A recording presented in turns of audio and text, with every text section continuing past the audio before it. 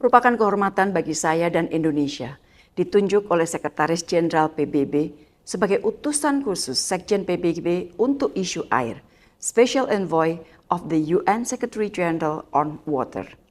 Penunjukan utusan khusus Sekjen PBB mengenai isu air ini baru pertama kalinya dilakukan. Dan untuk pertama kalinya juga, orang Indonesia mendapat kepercayaan menjadi utusan khusus Sekjen PBB. Walaupun pengumuman mengenai penunjukan saya dilakukan pada hari ini, 13 September 2024, namun saya baru akan mulai bekerja pada 1 November 2024 setelah tanggung jawab saya sebagai Menteri Luar Negeri Indonesia selesai. Rencana penunjukan saya sebagai utusan Sekjen PBB untuk isu air ini sudah saya konsultasikan dan mendapat persetujuan Presiden Jokowi. Presiden terpilih Prabowo Subianto juga memberikan dukungan penuh atas penunjukan ini.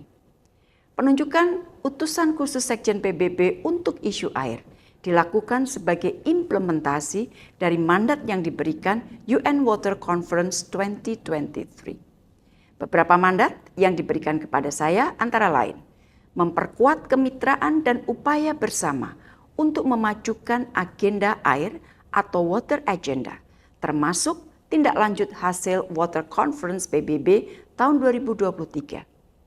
Meningkatkan kerjasama internasional dan meningkatkan sinergi antara berbagai proses internasional dalam mendukung pencapaian semua tujuan dan target terkait air seperti SDG 6 dari Agenda Pembangunan Berkelanjutan 2030.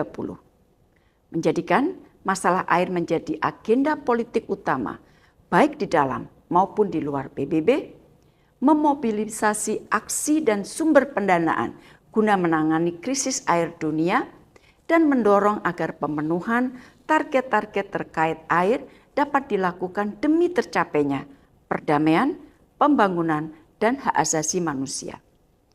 Komitmen negara dunia sangat kritikal, mengingat pentingnya isu air bagi seluruh aspek kehidupan manusia dan bahkan bagi perdamaian dunia. Kerjasama internasional diperlukan. Pendekatan no one left behind penting dikedepankan. Air bukan saja masalah teknis, namun juga masalah politik.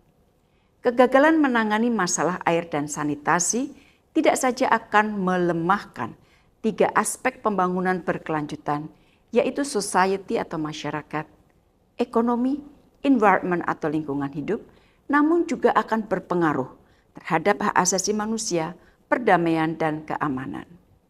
Data menunjukkan bahwa 2,1 miliar orang tidak memiliki akses ke layanan air minum yang dikelola secara aman.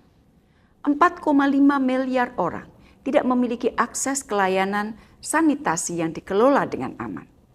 Kelangkaan air sudah mempengaruhi 4 dari setiap 10 orang. 90% dari semua bencana alam terkait dengan isu air.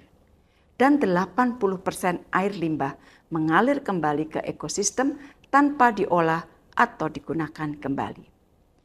Tentunya pengalaman saya sebagai diplomat hampir 40 tahun dan sebagai Menteri Luar Negeri selama 10 tahun akan saya gunakan semaksimal mungkin untuk menjalankan tugas sebagai utusan khusus Sekjen PBB ini. Bismillah, semoga saya dapat menjalankan tugas internasional ini dengan baik. Mohon doa restunya. Terima kasih.